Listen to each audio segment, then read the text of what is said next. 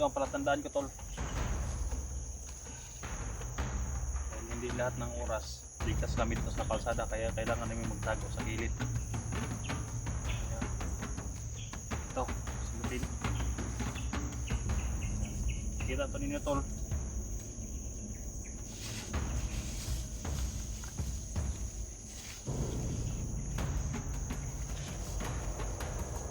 Ito, karton ng kontol, gamot. Ayan, may karton ng gamot, tol. Ako. Ito la. Makadaan kayo sa may kanal ng kalsada, tol. Hanapin nyo kami, tol. Ayan o, nilagyan ko ng sulat SG at saka basta ito may karton na sulat, tol. May karton na palatandaan, tol, na tol. Nandito lang kami sa paligid, kaya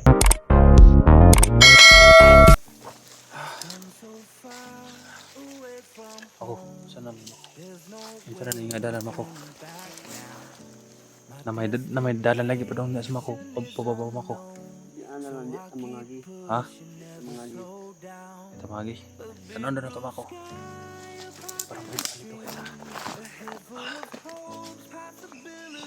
Ngayon ito. Yun ako. Yan si Mokong, si Mako. Tuloy kami guys, sa kalsada lang kami guys. Ayan o. Bakit may daan dyan ako? Asa na? Ha? Asa na padong?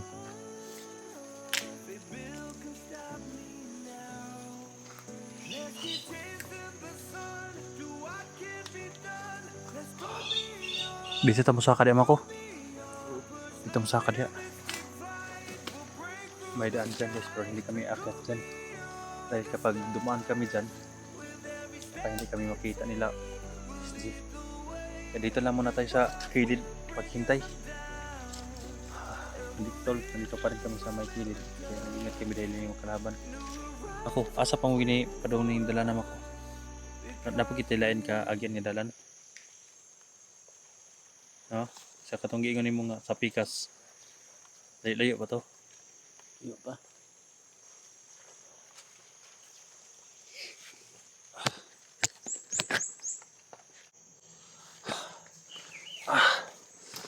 Dakan di kayo may sa inyong sityo, Mako. Layo pa kayo yung sityo, Dre. Yung pinagyanan. Ban lang sa among sityo. Ha? Ban. Isasama mo ako sa doon sa inyo. Ano ito?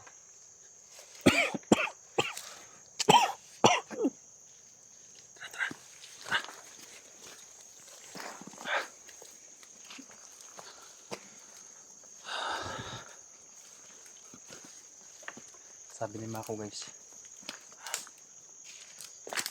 may daanan daw sa unahan. May daanan daw na doon guys, pwede namin daanan. Pero sabi ni Mako guys, dadalhin daw ako sa kanilang sityo, pero hindi ako pumayag dahil kapag lumayo kami dito guys, may harapan sila SG na hanapin kami. Kaya hanggat maaari dito lang kami guys, no.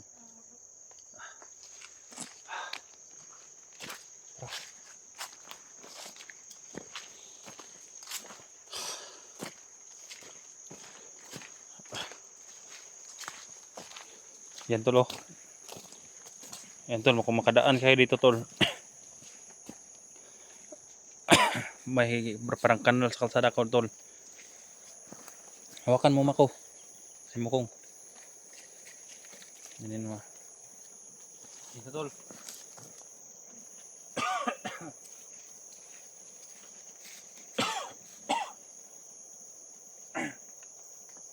Lagyan ko ng pangalan dito tol. Ito ang tingnan niya tol na daan para makita niyo yung parang may kanal tol oh. Lagyan ko dito ng malaking pangalan mo tol. SG. Ayan.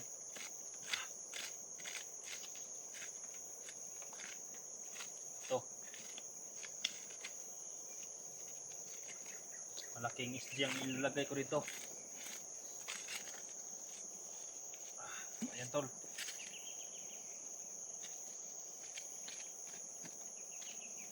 Yan, SG. Yan, kita to mo tol. Dito to sa kilid ng kalsada. Nakita mo tol, may kuan.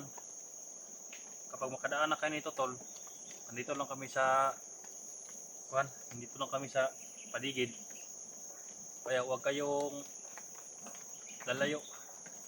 Huwag kayong bumaba tol, nandito lang kami sa paligid maagyan. Abi doon ang kuan. Kukong, tayo mako. Lagyan namin to pala tandaan tol. Yan. Ito ang palatandaan ko tol. At yung pangalan mo na SG ko nilagay dito. At lagyan ko ng kuan. Kahit karton ng mga kuan dito. Ito yung kuan guys, gamot ni kuan mako.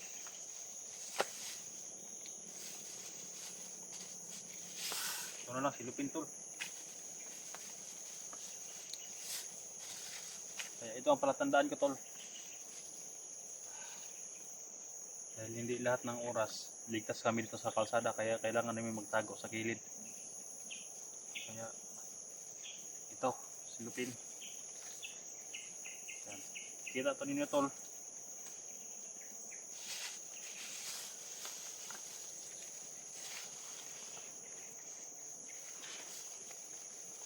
At ito, karton ng kuantol, gamot. Yan, may karton ng gamot tol. Mako. Yan tol ah. Makadaan kayo sa may kanal ng kalsada tol. Hanapin nyo kami tol. Ayan o, nilagyan ko na sulat SG at saka basta ito may karton na sulat. Kwanto tol, may karton na palatandaan tol na kwantol. Andito lang kami sa paligid, kaya sana hindi kayo magsawa dahil hindi din kami nagsawa sa baba para makaligtas kami sa mga hayop. Kahit masakit pa guys yung sugat ko, pero kinakaya ko guys no, para lang makaligtas kami. Kaya nahirapan din kami guys na makababa. Yan tulo. Yan. Yan, ang laki, may SG na nilagay ko, SG. Ayan. Yung klaro naman yan oh, may SG. Ayan, may kuan ng kalsada tol. Parang kanal.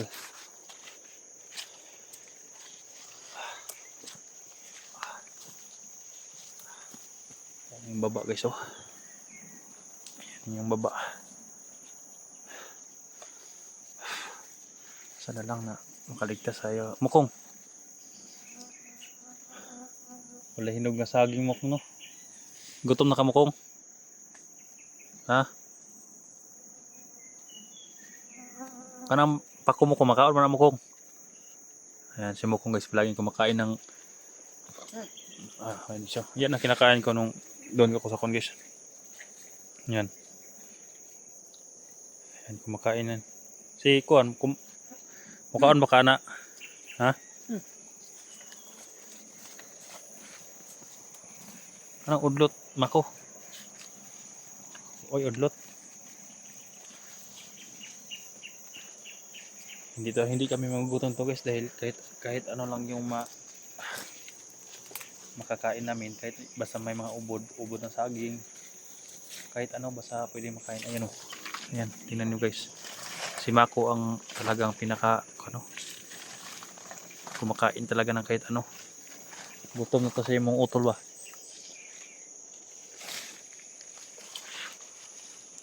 Mukha na pa siya ubod sa saging. Mas makaon pala yung ubod sa saging guys. Ayan. Ayan. May kutsilyo dito oh. May kutsilyo yun. Ayan. Yan ang mga kinakain-kain lagi so. Ayan. Sundo ko si Kwan guys. Gutom na nila guys ba. Naghanap kami ng saging. Kani Mako brag hinog sa Mako oh. Hinog. Tanda na ba hinog? Naawa talaga ako sa kanila guys. Nagugutom na sila. Ha? Hinog? Ha? Hindi hinog?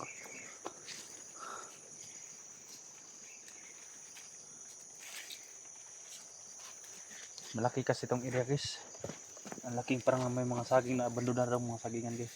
Galing pa to sa baba. Ganito na. May mga saging.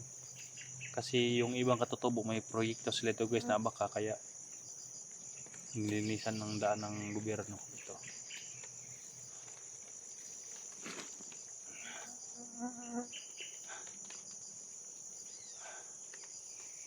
Iniwasan talaga namin kalaban guys. Kung may kalaban hindi namin pinapatay.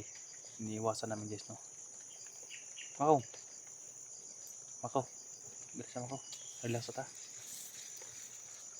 Wala naman tayo nakita ng kalaban kaya relax muna tayo. Kawawa talaga sila guys no. Ayan. Ako kung makababa kumako. Uban lang ta. Ha? Ha? Di ka mauban? Nga naman. Ha?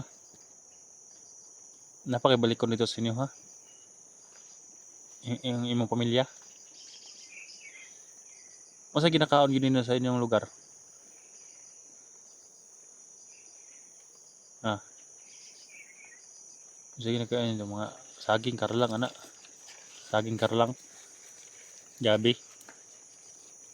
Yung mga kuan na guys no, yung mga katawan nila parang nipis-nipis na talaga yung katawan na guys no, pulang sa kain. Kaya ako guys medyo pumayat ako guys. At namumutla palagi. Ang sarap ng durian ba yung dinala nyo? Sana makakita pa tayo ng durian.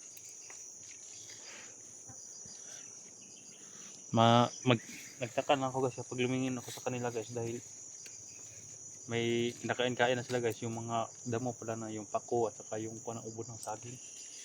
Pero inagyan lagi niyo. Mukong, tingnan mo mukong. Lagi inagyan no. May bakas.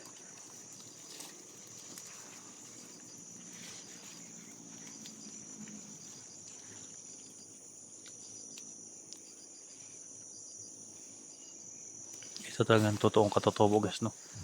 Hindi ko alam kung yung ibang nagawa ng katotobo kung totoo ba yun. No, kasamahan ba yun nila guys no. Kasi ibang area naman yung nilusob nila.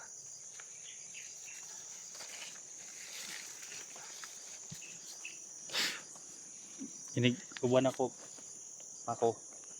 Ma-rescue na ko nila mga aking makasamahan. Kung di ka mauban sa kuha, hindi ta katabangan. Ha? Tabangan ta ka. Unsa gi kinahanglan dito sa inyo hagil? Unsa gi kinahanglan ninyo sa inyong sa sityo ninyo? Kaon. Ha? Kaon. Pagkaon. So sabi ko sa kanya guys no. Kung hindi talaga siya papayag na sumama sa akin, tutulungan ko siya, babalikan kayo sa dito at tinanong ko kung anong kailangan nila. Mga pagkain talaga guys no. Yung kuan kanang mga sanina, damit. Kailangan mo na musuot mo na. Ha? Wag iday may mga damit sa inyo ha. Wala may mga kanang mga suoton niyo mga damit. Kawawa naman sila guys no, wala daw silang damit na susuotin. So huwag kayo mag-alala ko sa ginagawa niyo sa akin na tinutulungan niyo ako. Siguro guys kung wala sila guys, ano ka nangyari sa baka wala na ako guys no, dahil yung nanghihina ako guys, wala akong kain. Si Mako ang naghanap ng pagkain. Si Mako ang nag-alaga. Siya nagamot sa aking sugat. Napaka-effective yung gamot na din na guys, yung nasa ako no, nasa buti, nasa plastic. Galing daw yun sa kanilang katutubo at napaka-kondis, napaka-effective talaga. At yan hindi na medyo kumirot. Kaya lang guys, parang doon sa ilalim ng tiyan ko guys, parang yung bala ba, parang dito yung kumikirot-kirot. Pero santang nandito pa ako guys, palagi kong ginagamot ni Mako para makasurvive lang na makababa para sa hospital lang to tatanggalin guys no. Yung kasi kama ko guys dumudugo pa rin yung sugat niya. Pero palagi niyang tinitiis no. Ay Kamako, ha? Gusto ka mo ba sa kuha? Baba? Di ka muban? Hindi pa rin sila papaya guys no. ano kaya yung dapat natin gawin na papayag sila. Dahil sabi nila guys, ihahatid lang nila ako sa baba kung makababa kami. Pero hindi naman ako papayag guys na ganun-ganun na lang dahil nabulabog na sila sa area na ito. At kawawa sila guys no dahil kung mangyari sa kanila. Dahil sabi ni Mako may pamilya pa daw sila doon sa babalikan nila. Naawa talaga sa kanila baka anong mangyari sa kanila guys ba. Sana pagbalik ko dito makikita ko pa sila guys no? At kung maaari baka papayag sila din. Pwede naman yung pamilya natin doon sa kanila kukunin natin patirahin natin sa baba kaya naman natin alagaan dahil may mga magbigay naman ng mga t-shirt ganun sa kanila. Nag-isip lang si Mako guys. Naginuktok si Mako guys dahil tingnan nyo yung parang iniisip niya guys kung anong mangyayari. Unsa day hinungdan nga nung wala na kay Papa Mako? Sakit? Ha? Namatay sa sakit yung papa? Napakay magulang dito sa inyo kanang imong magulang. Kanang magulang nimo ba mas tanda pa sayo kanang magulang nimo? Ay ikaw mo'y kinamagulangan. Kato ikapila ra man to si Kuan kato. Ayun nagmasid-masid na naman si. Ha? Pangalawa si Mokong. Panganay pala to si Kuan guys at pangalawa si Mokong. Pero sana lang guys na makumbinsi ko sila guys no na Kuan may baba sila para matulungan sila guys no. Para okay na talaga guys sila.